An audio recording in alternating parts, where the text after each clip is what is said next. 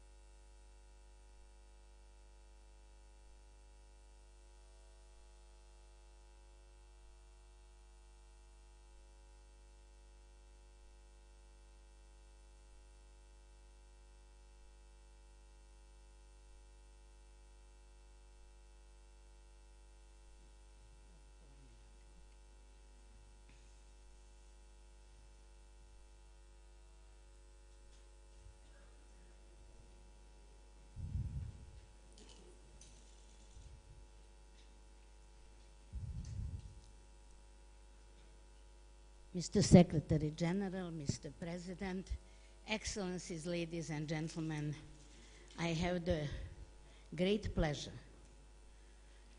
to greet Mr. Jens Stoltenberg and Mr. Aleksandar Vučić, in fact, at a very special event, which we did call a special event, but it's also special because we are opening the Belgrade Security Forum more than a week earlier than the real forum is going to happen.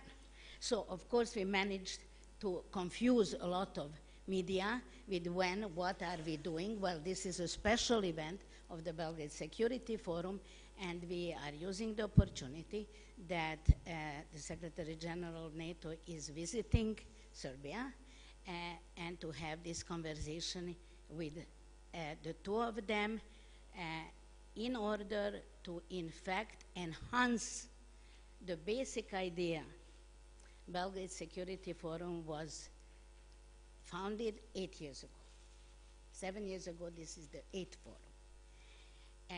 It is an annual event, and it is devoted to one basic idea, to make Serbia and the region part of a general debate about major issues related to security and international relations, and in the same time to bring that debate home. We want to be part of a global conversation because we are part of that world. That's the basic idea Belgrade Security Forum is all about. We are nourishing dialogue. We are nourishing different views to meet at this podium, and today we are very, very happy, as I already said, that we will have a conversation between the two of you. We all know that the relationship with NATO and Serbia is a complex one, with some difficult episodes, with some difficult events, but in the same time, we have a long-standing cooperation now, and it is developing by day. This is why you are here. And I think that this cooperation, this conversation is extremely important. Belgrade Security Forum is cooperating with NATO through the Public Diplomacy Division for years, and I want to thank them and the NATO office in Belgrade especially, because that cooperation, in fact, made possible that 3 years ago we had Mr. James Apaturai having a conversation with Mr. Ivica Dačić, our Minister of Foreign Affairs. Last year it was Rose Gottemiller and Ana Brnabić, and this year we have you. So we are climbing the hierarchy, as you can see. My personal note that I would like to add to this conversation is that you are not the first Stoltenberg at the Belgrade Security Forum. 3 years ago, we had a special guest, your father, Thorvald Stoltenberg, who received the honorary citizenship of Belgrade as a proposal coming from our forum. And I must tell you, we share your sorrow, but we also for losing him this year and your families. But in the same time, I want to share with you a moment of joy. Having Mr. Stoltenberg with us was a real moment of joy for, I think, every single person who participated in that event. My first question, and by the way, I have to describe a little bit our idea, how to, in fact, have this conversation more dynamic. I will have 3 questions, the same for Mr. Stoltenberg and Mr. Vučić as our guest. Mr. Stoltenberg will be the first to answer. And my first question is related, in fact, to the main purpose of your visit.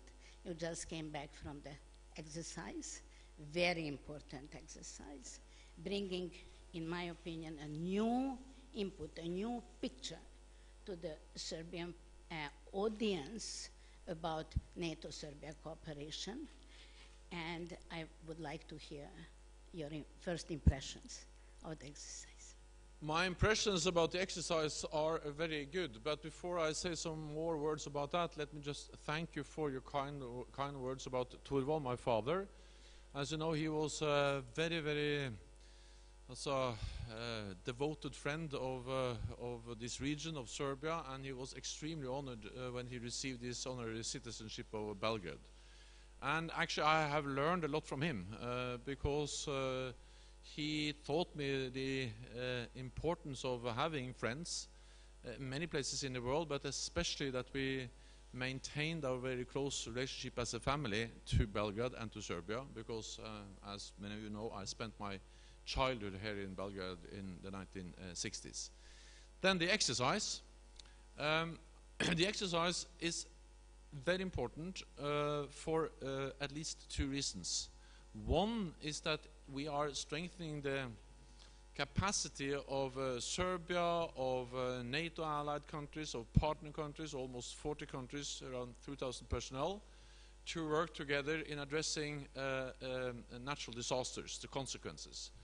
Earthquakes, forest fires, floods, and these are the kinds of natural disasters we have seen in this region, but also in other places in Europe.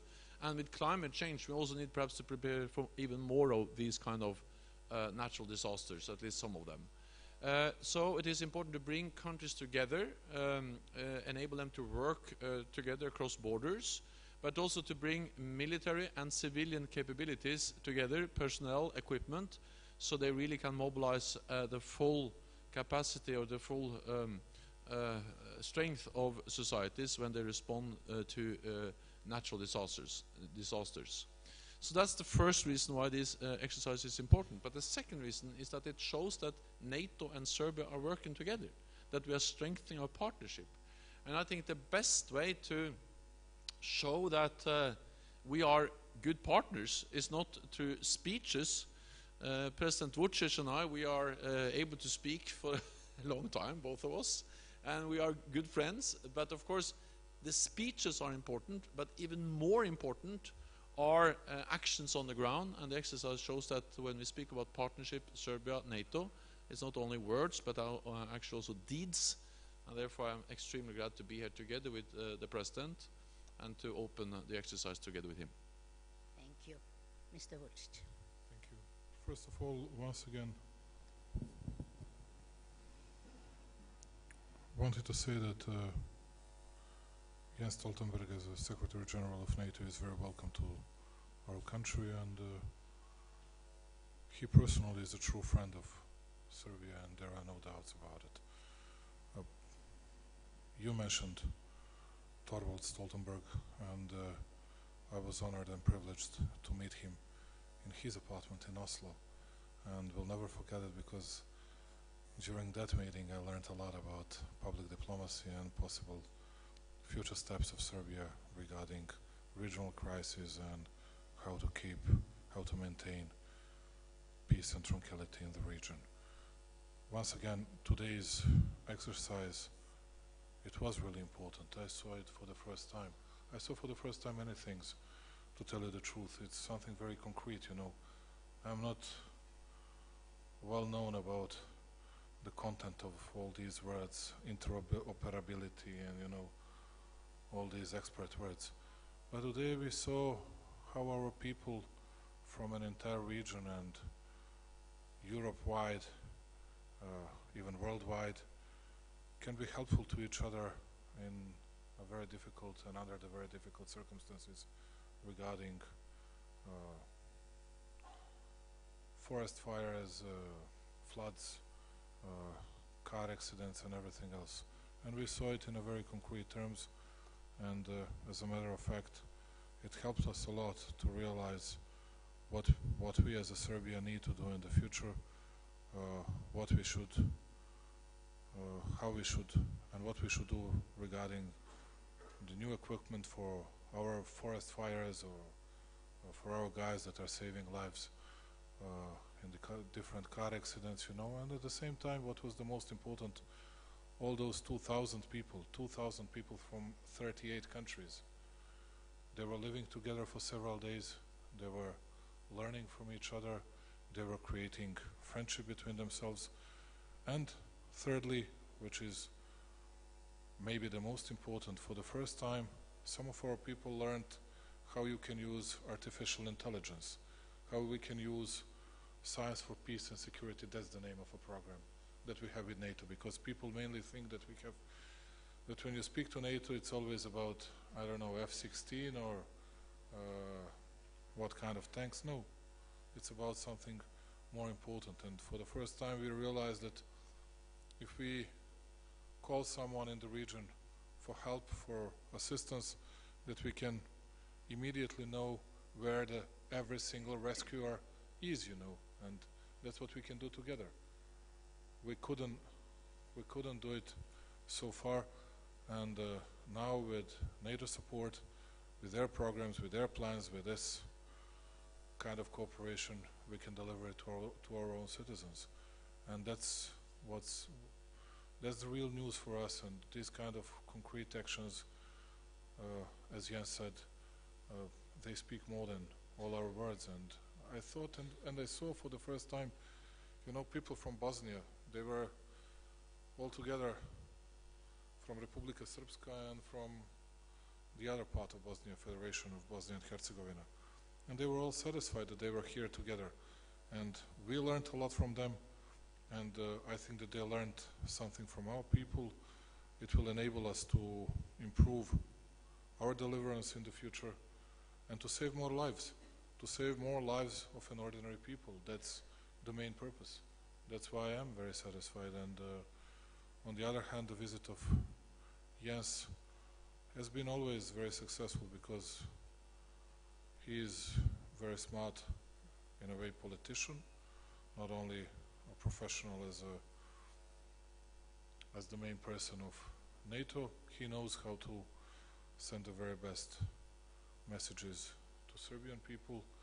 Not only that it's very obvious that he likes this country, but he was saying very important words about 1999, expressing his deepest condolences to our civilian victims, and which was received in a, I think, in a very great way by our people in Mladenovac as well. Sorry that I took a lot of your time. It was very important for us, and we really appreciated the role of Jens and the role of NATO in this situation. I very much hope that this exercise will help both further cooperation, but also mutual understanding about what this cooperation is about. My next question would be in a different direction. You already mentioned climate change, natural disasters. President Vučić mentioned artificial intelligence. There are so many global challenges to security these days, and unfortunately it seems that we can't talk about the decrease of those challenges. On the contrary, what do you expect as a response? What can be done within the NATO and broader and beyond in responding to all these major challenges? I think the most important thing we need to realize is that the future is very hard to predict. That has always been the case, but perhaps even more so now. So I'm always very skeptical when I listen to people that tells me what will happen in the future, because they have normally been wrong in the past. When I was in my previous life, before I became a politician back in Norway, I worked in the Central Bureau of Statistics in Norway. I was an economist trying to predict oil prices, and we were wrong all the time. So therefore we actually gave up to try to predict oil prices. Instead, we developed a strategy how to deal with uncertainty, how to deal with shifts in oil prices, to have a robust strategy managing uncertainty. And I bring some of the same thinking into the security domain, because very few people were able to predict the Arab Spring. Very few people were able to predict the illegal annexation of Crimea. Very few people were able to predict the rise of ISIS I remember as late as early 2014, hardly anyone had heard about ISIS, and then a few months later, ISIS controlled a large part of Iraq, Syria, and are actually threatening Baghdad. So to try to predict is extremely difficult.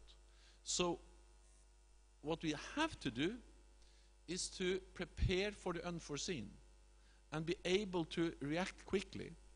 And therefore, what NATO has done is that we have increased our readiness, our preparedness, our ability to react quickly if needed, from whatever the direction the threat or the challenge comes.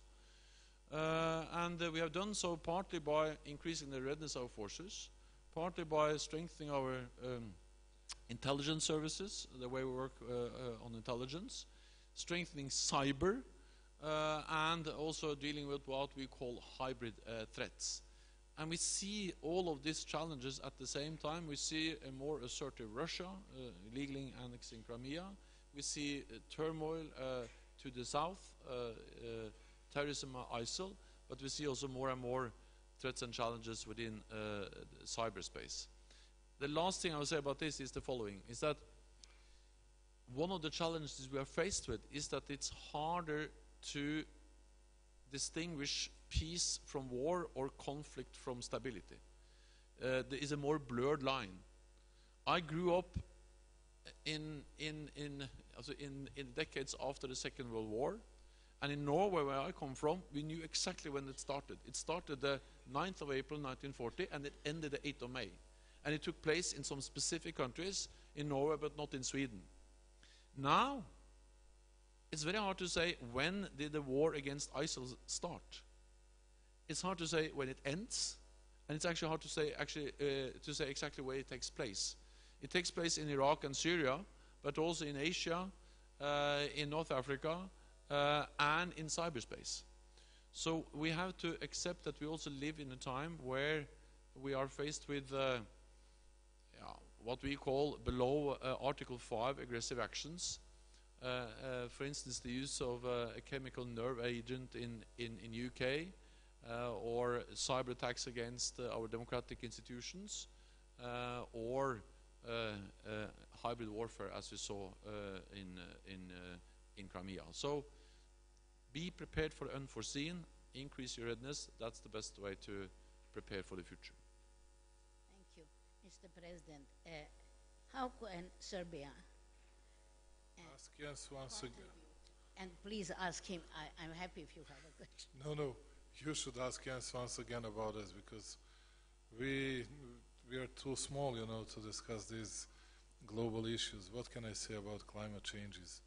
Yeah, we can support all the efforts done by international community, but our industry, our economy is still too weak that we can play an important role. But as a member of international community, yes, we do our very tiny, very small contribution to that. But we can mean something in these kind of regional frameworks, and that's what is reserved for us. But speaking about something that Jens was mentioning, I would add something that we feel, and most probably I'm not right, although I would like to hear his opinion on oil and the other commodities prices. That would be very good for us to hear it. In a way, we would be able to plan it much better, what we're going to do with our economy, how we're going to deal with these issues. But I absolutely agree with him that tackling uncertainty and possible instabilities are the main tasks of, let's say, NATO, but big countries, big powers all over the world. For us is to avoid regional clashes, to maintain tranquility and peace within the region, which is the real prerequisite for the economic progress.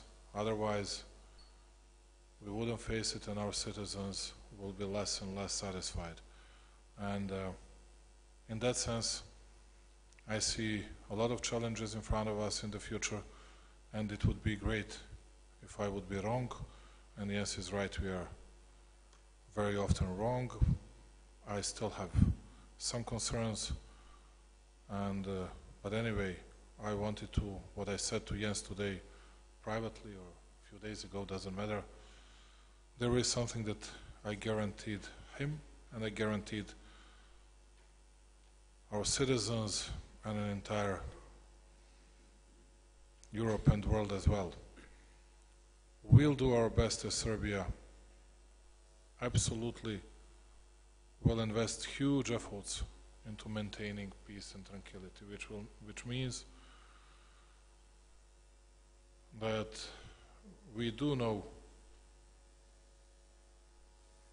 what was done to us, what we did to the others, and we need to skip and to avoid the same types of mistakes from the past, taking care of our future in a very rational way, although it's not going to be easy because we're just entering new era of emotion spreading and emotion selling, and that's one of the reasons why it's going to be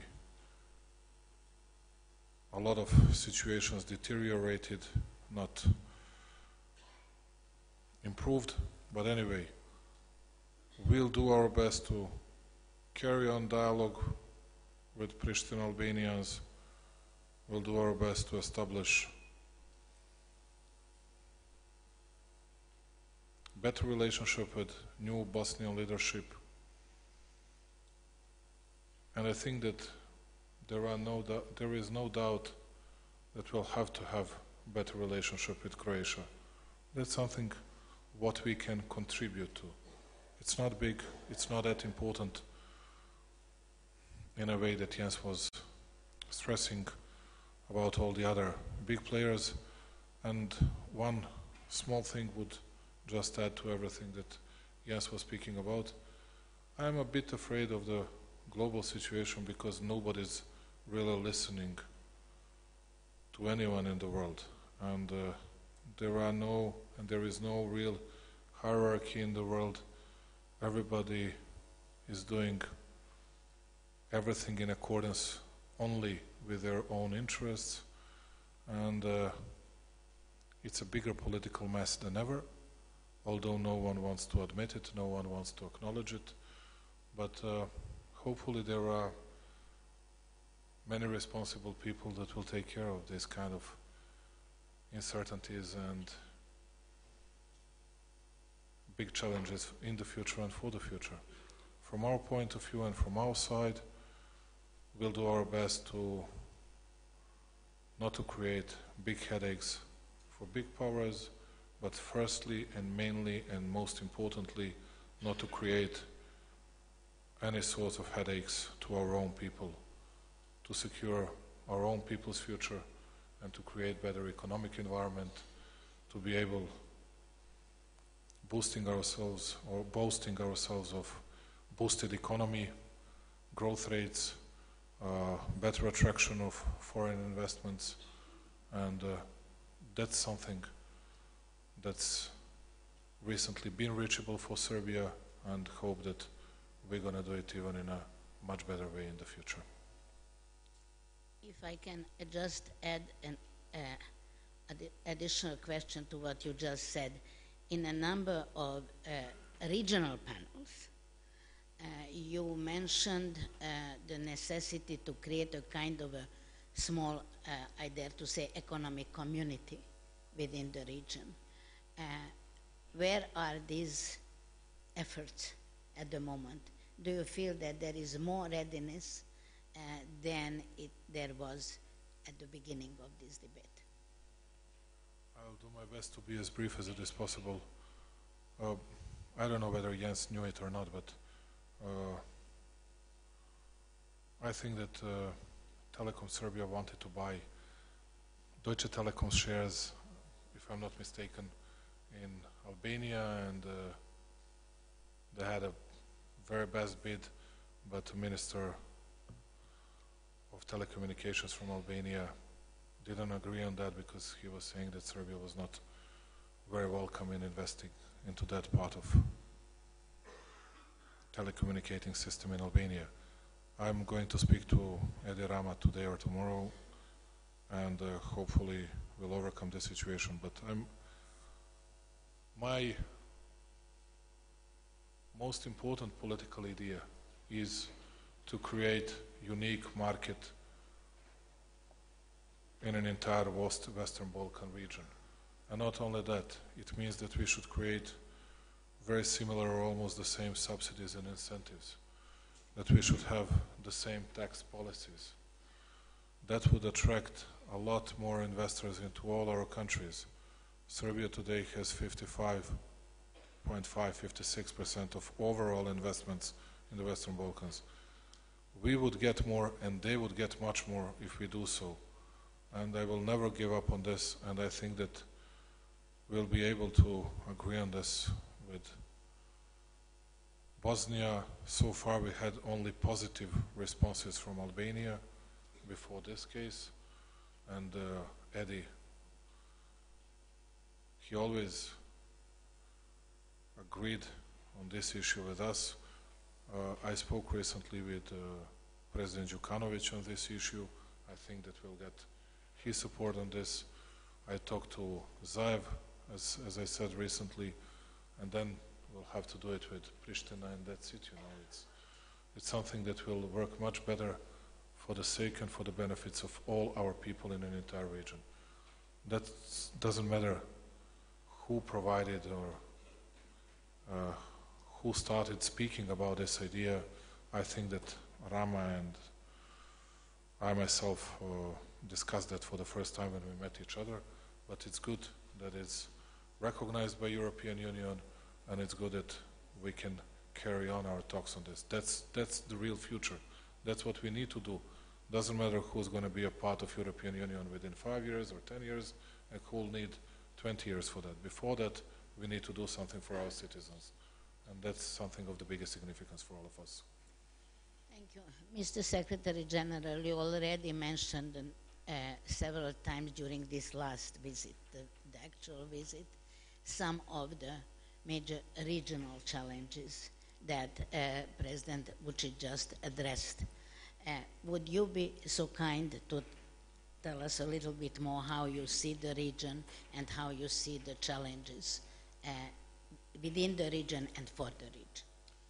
So first of all, I think it is important to remind ourselves on the fact that this region has come a long way compared to where it was during the 1990s, where we had wars, conflicts, suffering, and really difficult situation. I'm not saying that there are no problems, no tensions, no challenges, but I'm only saying that not so many, a couple of decades ago, the situation was much worse and dangerous, not only for the people in this region who suffered and were killed in conflicts, but also for the rest of Europe, because instability in this region is also, of course, a great security risk for the whole of Europe and for actually the whole of NATO. So let me start by recognizing the progress. Also, the encouraging signs we see when it comes to economic developments, at least in parts of the region, because the progress, both when it comes to security, stability, and economic growth, is uneven. But in Serbia, for instance, we have seen a stronger economic growth. We have seen some strong and important reforms. We have seen an improved fiscal balance, which is extremely important, because without managing the fiscal balance, the debts, then any country will really sooner or later end into deep troubles. So, of course, there are economic concerns in Belgrade, as it is in any other capital of Europe, but I'm encouraged by the progress and the determination and the leadership of Aleksandar in continuing to pursue these reforms and to modernize Serbia. Good for Serbia, but good for the whole region and good for Europe. Then I also welcome the ideas to have a single economic, also to open up the economies and to have perhaps a kind of more integrated economic market. And the more progress you can make on that, the better, both for the economy but also for security. because I strongly believe that trade, economic relations also creates more trust, more interdependence, and by creating that, the foundation for nationalistic rhetoric or for mistrust or distrust is weakened, because economic cooperation, trade, investments actually increases trust and interdependency, and that also helps to reduce security risks. Of course, the easiest way to achieve that, the single market, is to join EU. So therefore, I really hope that Serbia and other neighbors in this region will succeed in joining EU. I can say that because I actually tried to convince Norwegians to join twice, and I was not successful. Norway is the only country in the world which has negotiated an accession treaty with the European Union and then voted it down in a referendum not only once but twice. So if you can succeed what Norway didn't manage, then good luck, and I really, really hope that you will succeed. NATO has of course a presence in this region. We have a history here. As we have a history here, the first time actually NATO went into military operations beyond our territory was in the Balkans in the 1990s. Helped to end wars. We continue to have a presence here, different kinds of presence. We have presence in Belgrade, in Sarajevo, in Skopje, and of course we have KFOR, which is there to protect all communities, of course also Serbs, and to help to keep a safe and secure environment. Then, what concerns me, despite all this progress, because there is progress, is of course the tendencies we see to return of very strong nationalistic rhetoric. That's not good, and that can again bring us back to situations we very much have to avoid going back into. And then, you know, it's only the people in this region, in Southeast Europe or Balkans, which can solve the problems of this region. It cannot be solved in Brussels. We can help, we can assist, we can perhaps give advice if you ask us for advice, but we can not solve the problems of this region. They have to be solved by the people here. And therefore I urge calm and restraint and not return to nationalistic rhetoric. Then some people ask me, is it possible? Yes, of course it's possible. Again, I use my own country as an example because that's the country I know best. But you know, since the Viking era, and for centuries, we used to be in war with each other up in the Scandinavian country. We fought each other all the time. We were fighting Swedes every, almost all the time. And they fought us. And we were ruled partly by Copenhagen, partly by Stockholm, and it was really the Nordic territory, the Nordic countries were actually the part of Europe where you had the highest number of wars for many centuries. Now we are the best friends. We make a lot of jokes about Swedes. They make jokes about us, but we are the best possible friends. So if Swedes, Danes and Norwegians can become friends, of course the people of the Western Balkans can become friends. So just continue. Make progress, work with your partners and your friends and neighbors, and then this will be a very prosperous and peaceful part of Europe. Thank you. There are many people who believe that in fact the Nordic model is the model we should follow, the Nordic Council, and even your effort to have a joint security strategy for that region.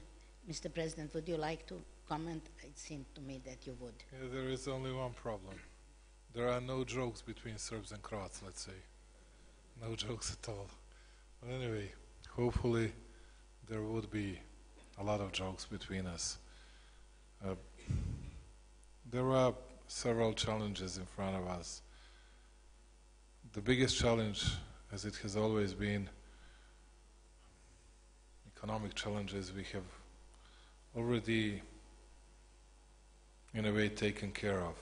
And if we'll be able, as I said, as a prerequisite for that, to maintain peace and tranquility, it will be only better and better.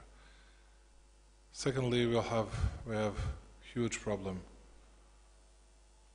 in our relationship between Belgrade and Pristina. We have different stances, different attitudes over several incidents that occurred in Kosovo recently, and I discussed it, had a chance to discuss it with Jens for several hours, and we cannot agree on everything because we are in a different position. But what we agreed on, what is very important for all of us, and particularly for Serbia, for me, is the fact that we agreed that if there is going to be any kind of possible challenges, possible incidents, possible mutinies, unrests, whatever, that we should immediately contact each other, that I'm allowed to call Secretary General immediately and he'll respond to me, and have to say that I'm profoundly grateful to him, because the easiest part for me to contact someone during that latest incident in Kosovo was to create that contact with Jens. And to tell you the truth, it was easier to contact Americans than at least some of Europeans. And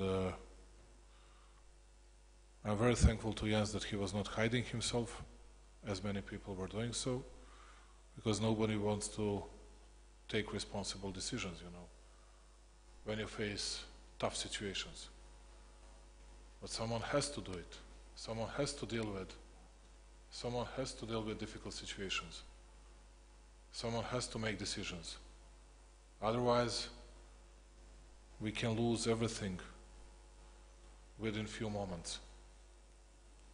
And hopefully we reacted properly, and we avoided bigger problems in north of Kosovo.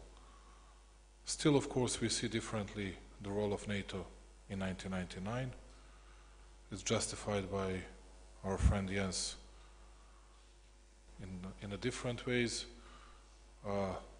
We think that there is no justification for that, but we need to live, and we need to see what we're going to do in the future, and we need to put more things on a rational level. That's what we need to do. And I think that what we've been organizing in the last several years it has always been helpful to Serbia. It really has been very helpful to our country, and that's what our people need to hear. I don't know, whenever I say something good about today's exercise, people would say, "You, Vučić, go to hell, you're a biggest traitor," or something like that. Okay, whatever you say, but do we have some benefits from that? Yes, we do. If something happens to you or to your kids, if some of you will have a car accident, our people will save you much easier than they were doing it before. And that's what we need to work for. And to tell you the truth, there is nobody else that we can lean on, that we can rely on in Kosovo. Jens was saying we are there to protect all the communities, including Serbs. I think that there are only Serbs to be protected in Kosovo. It doesn't matter. Whatever he says about it, whatever I say about it, the fact is that, after all, they need to protect Serbs. I don't care how he's going to call it. Or he shouldn't care how I'm going to name it, or no, that's the content. And that's what is very important. And to tell you the truth, since we talked about this, and since we established this kind of our mutual arrangement, how we're going to call each other, how we're going to contact each other, how we're going to communicate in the future, I feel much better. I feel much better, because after all, people in Serbia will always accuse myself saying, okay, you did nothing for your people in Kosovo. You did nothing to secure them. And security and safety issue are the most important issues for our people in Kosovo. And now I feel better, you know, at least I know that I'll always be able to reach him, and then we can analyze, then we can put different views on the table to analyze what was really happening, whether our estimations or their assessments were right, or were wrong, or vice versa, or quite the opposite, doesn't matter. That's what we need to do, and I hope that will calm down the situation in Kosovo, particularly among the Serbs. I cannot tell you how people were frightened in the last several days, particularly after very new threats that were coming from south part of Mitrovica, and I think that people in Kosovo feel at least a bit safer today than it was yesterday. Speaking mainly about Serbs, and thank you for delivering these good messages. We'll have a lot more challenges in the region. It's not an easy situation for you, for us. We always support our neighbors in Macedonia. Speaking about Bosnia, hopefully we'll have good relationship. We'll improve our relationship with Bosnia. I really hope so. But as Jens said, nobody knows what future will bring to us. But anyway, that's what we need to work on very hard, to invest a lot of our efforts. That's what we will do. And what I, once again, can guarantee him and can guarantee to my people, to our people, it's that we'll do our best to refrain ourselves of all stupid, either political, either other different moves in the future. We'll do our best to keep and to maintain peace and tranquility. That's must do it for us. That's the main prerequisite for the progress in all the other areas. Thank you. Thank you both. If you agree, I would like now to see whether there are some questions from the audience. Our time is very short, since both of you are to fly out of Belgrade in a very short time. Questions?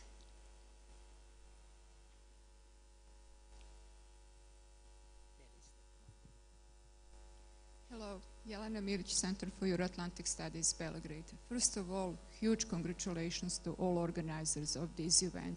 As Mr. Licht pointed out, it's not just this one event, it has been a serial of high-level important events which definitely have helped understanding of Serbia public, of significance of Serbia-NATO cooperation.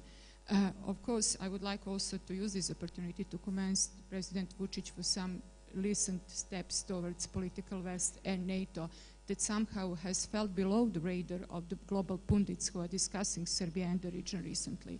Secretary General, your kind words and apparently your understanding and respect for our military neutrality are very well received in the Serbian media, at least in the period when you are around. Serbian media has these days also been highlighting the fact that you are by no means interfering in Serbian decision-making process, which they find as a very important.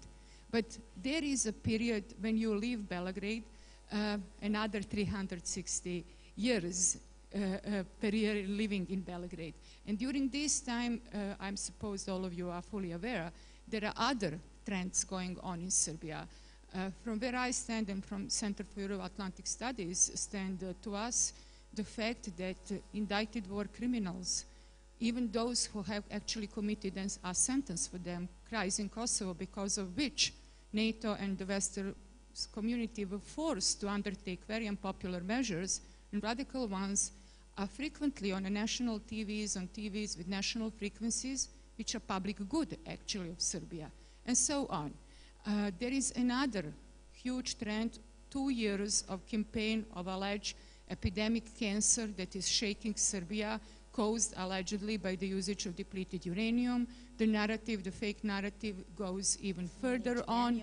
Allegedly NATO has committed ecocide in Serbia, etc., etc. So how those two conflicting and totally opposing realities contribute to your overall assessment of Serbia-NATO partnership and chances for sustainable and honest cooperation in the future? And is the strategic silence coming even from NATO officials and from almost literally everybody in this hall here, is this a strategy? Because if it is, I'm a little bit concerned that it's going to kick us back. We are facing the 20th anniversary of NATO bombing, and Russians and Chinese are already preparing themselves, it's not a secret, they are bragging about it, to produce a serial of documentaries and art films that are, I think, going to cause a huge damage that can be rectified by 3 or 4 days of decent, honest debate and assessments of all benefits of Serbia-NATO cooperation. Thank you. Thank you so much. If I could respond to that. So first of all, I think it is important to look into what happened in the future, and therefore, and not because I think we will always agree, but to be honest about that and to have all the issues on the table. I think that's a good thing, and therefore I have answered questions, for instance, on this depleted uranium many times, including in Serbia, and we made. So this was before I arrived in NATO. This was back in '99, and there was there was a study, and we had independent scientific assessments, and they concluded that there were no lasting health damages because of depleted uranium. Depleted uranium is a very dense metal, which some allies use in ammunition, and it was also studied by the UNEP, the UN Environmental Program, reaching the same conclusion as almost 20 years ago. I am not silenced. I answer all these questions every time I ask whether it's in Serbia or in Brussels or whatever, or wherever. But my message is that we have to learn from history. We have to be honest about history. I have also expressed my condolences to those who lost their loved ones. But we should not be imprisoned by history. So now we need to move forward. We need to work together. How can we achieve more together? And the exercise today shows that we can do a lot together. Helping to protect people, to save lives, develop advanced technology.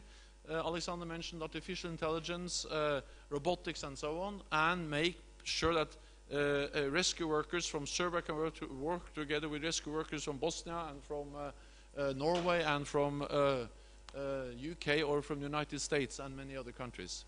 So we should not forget about the future, but at some stage we need to be able to move forward to the benefit of all of us. Then on the neutrality of Serbia, you know, for me it is extremely important that NATO will never, and we have never done that, try to force a country into the alliance. We totally respect nations when they decide not to become members. And I spoke about the Swedes. They have decided not to aspire for membership. We have the best possible relations to Sweden, Finland, as our closest partners, and they don't want membership in NATO. Perhaps because Norway is there, I don't know, but at least they're not aspiring for membership. We totally respect that, but we welcome very much that we are able to work so closely with Sweden as a partner, respecting their neutrality, and we would very much like to work even closer together with Serbia as a partner, respecting the neutrality of Serbia. We have time for another question here, and that's it. I'm sorry. I wanted to say a few words about this, but it doesn't matter. Would you like to just say something? That last question, then I'll use it. Okay. Sonja Licht, Belgrade Center for Security Policy, one of the co-organizers. 2 brief questions for Mr. Stoltenberg. You mentioned hybrid threats and readiness for unpredictability.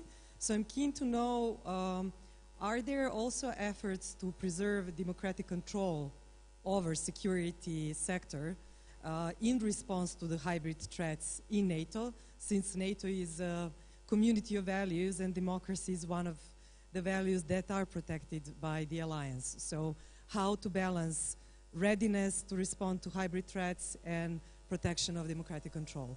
And the question for Mr. Vučić is, have we explored all the possibilities for the maximum of cooperation within the military neutrality, or there are more areas where we can explore cooperation? Thank you. So democratic control is fundamental for NATO always, and that's one of the issues we are very focused on when new allies or new nations join the alliance.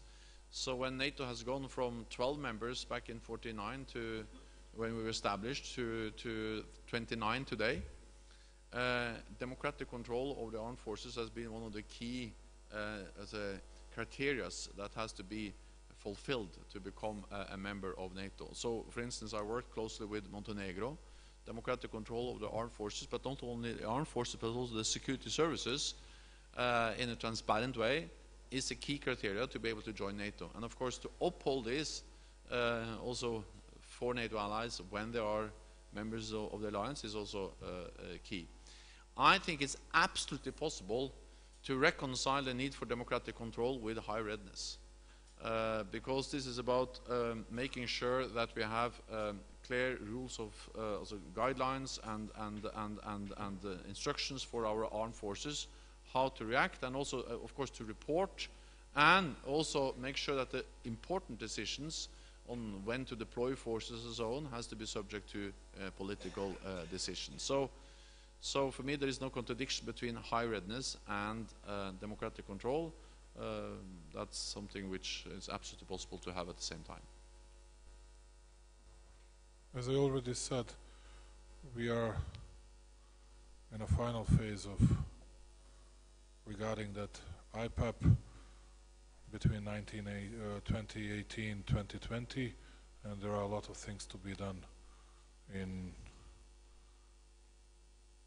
improving our military cooperation, and there was a lot of stuff on the other sides from different programs to be done jointly with NATO, and we'll do our best to secure the very best results in that sort of cooperation.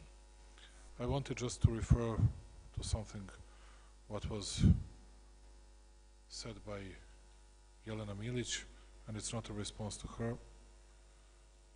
She knows that at least I always listened to her and always wanted to hear what she had to say.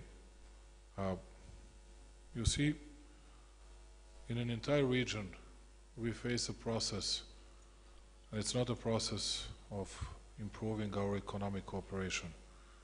The main process that is happening, and everybody is silent about it, it's self-victimization on a daily basis.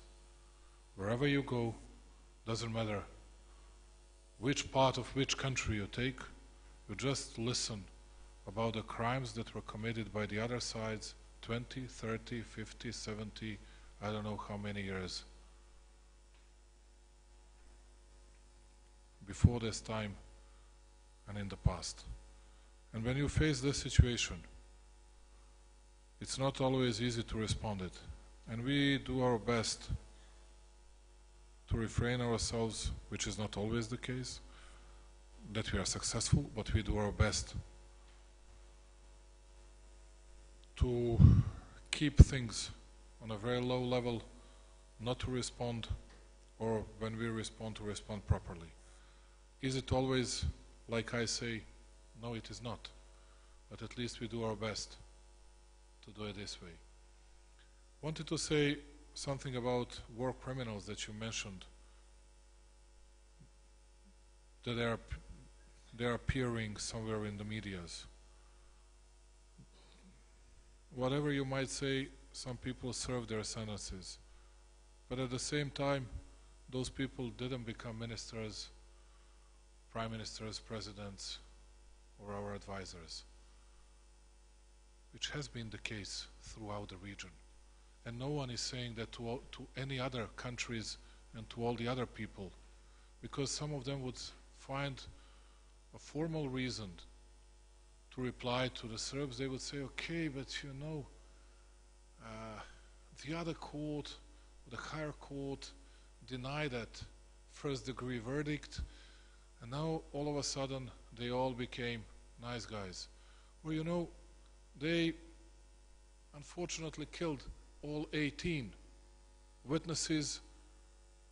There is no single one that would testify about some people's terrible crimes, And that's it. And now they can do whatever they want. They can have, they can be, and they can take the most important posts in their countries or so-called countries, doesn't matter. But in Serbia, although they don't occupy any single important post in this country, that becomes the biggest problem. And that's not the biggest problem. The biggest problem is whether all of us in the region, and I'm referring to our friends in the region, whether we'll be able to overcome all terrible events from the past, because it's about us. It's not about Americans, Canadians, Chinese, Japanese, it's about us. If we don't do that, you'll always have response from the other side. And then I was listening the stories about Serbia's interference into Bosnian election. And I didn't go for a single time. At least in last 1 month, I didn't receive even Dodik here. He used to be the president, he is still the president of Republika Srpska. But you know, when someone from European Union goes there, even if that was a Croatian prime minister, who reacted? Was there anyone that said something bad about it? If I was going there, media from all over Europe would hang me, literally. If that was the same or worse done by someone from European Union, doesn't matter, that's okay. That's that sort of hypocrisy that we are facing with on a daily basis. And that's why we need to resolve it differently, to be very sincere, to say, okay, that's the problem in Serbia, let us resolve it. But we have the same type of a problem or worse problems in this region. And that's what we need to tackle differently, sincerely, honestly, and openly. Otherwise, we would face more problems in the future. And I know that you know everything that I'm speaking about, and I know that most of the other people know this. You know, today or yesterday, I don't know when, I just got that information during our exercise in Mladenovac, that some of our people attacked 2 Serbian citizens, Albanian nationality. And I reacted immediately with the strongest possible words, urging Minister of Interior to resolve that issue immediately. That's something that should never happen in this country.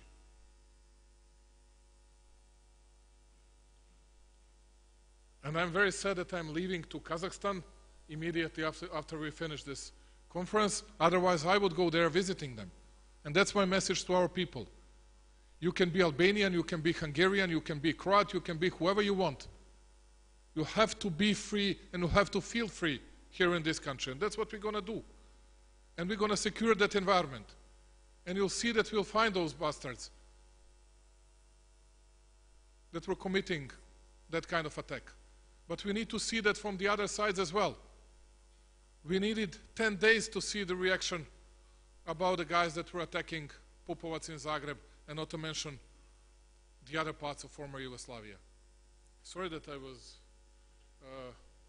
in a way, replying in a bit more passionate way, but it's not that simple. It's not that simple. Everything's connected, everything's related, and we are all related to each other in this region, and that's why we need to sit together, always. And that's what I was saying to you, Jens. Did I surprise you with something in Kosovo, or doesn't matter where else? No, just we need to speak to each other. If you want to go somewhere, let us know. If we want to go somewhere, I'll let you know. We don't need any further surprises in the future. We need to work together. We need to build trust and confidence, not to ruin it on a daily basis. Not on a daily basis. I was speaking about us and regional countries. That's it. Sorry that I took a lot of your time. Thank you. No, I'm worried about your planes. As far as time is concerned, we would have more time, but you don't have more time. On behalf of the entire audience and those who will watch, I'm sure, some of the parts of this debate, this conversation, I want to thank you for being sincere, for being ready to both refer to the legacy, but what is very important, to the future of cooperation and mutual understanding. Those two, in my opinion, are the most important interrelated processes that we need to follow both in the region and broad and, of course, between Serbia and NATO. And once again, it was good to be our moderator today, and thank you for opening the Belgrade Security Forum this year in such a way.